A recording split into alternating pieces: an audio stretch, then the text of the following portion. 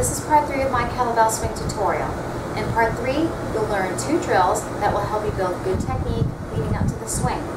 The first drill is the pendulum swing, and this drill will help you with the movement of your arms during the swing, and will also teach you to be stable while you're hinged back and loaded in your hips. Here's how you're going to do the drill. Stand over the kettlebell and position yourself just like the deadlift. So feet shoulder width apart and firmly rooted to the ground, toes slightly turned out.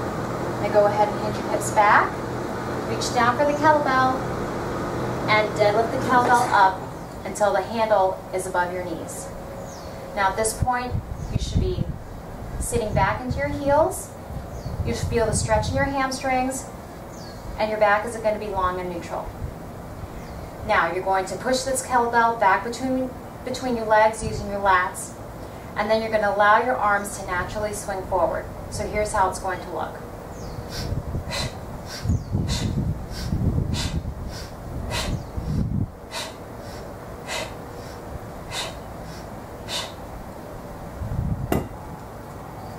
So a couple of things to note.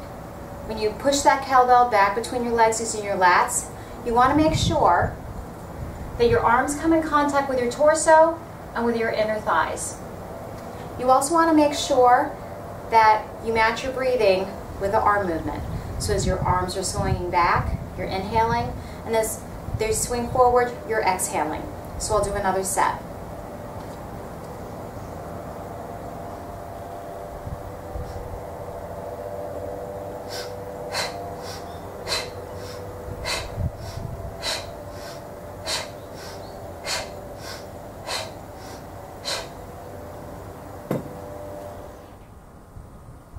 Once you're comfortable doing the pendulum swing, then you can move on to the next drill, which is the start-stop swing or the 1-rep swing. With this drill, you'll practice and develop a strong back swing and also an explosive hip drive or hip snap forward that you need to create that forward swing. Here's how you're going to do this drill. You'll set up now behind the kettlebell, so measure about a foot length away from the kettlebell, and set yourself up for the swing, which is just like the deadlift. So feet are shoulder width apart, firmly rooted to the ground, toes slightly turned out. Hinge your hips back, so sit back, reach for the kettlebell. Now bend the handle to pack your shoulders and engage your lats. Make sure the weight's in your heels, you feel the load in your hamstrings, your back is long and neutral. From here, you're going to hike this kettlebell nice and strong between your legs. Then you're going to explosively stand up and snap your hips forward. Here's how it's going to look.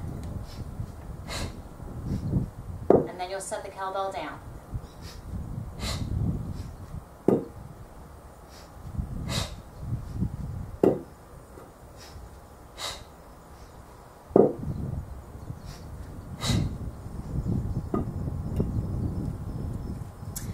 So to review, you want to make sure that you hike that kettlebell nice and strong between your legs. Your arms come into contact with your torso and your inner thighs. Then you're going to explosively stand up and snap your hips forward. At this part, you're a tall standing plank. So your abs are tight, your glutes are tight, your kneecaps are pulled up. You're going to go ahead and let your arms swing, let the kettlebell swing to about shoulder level. You'll feel the kettlebell float, and then it's going to come back towards you. At this point in time, you're going to use your lats and pull that kettlebell back towards you. Stay in that strong standing plank until the last minute, when you'll hinge your hips back, let the kettlebell swing back between your legs, and then you set it on the ground with control. You also want to make sure that you match your breathing with your movement. So as you're hinging back, you're inhaling. As you stand up, you're exhaling. I'll do another set of reps.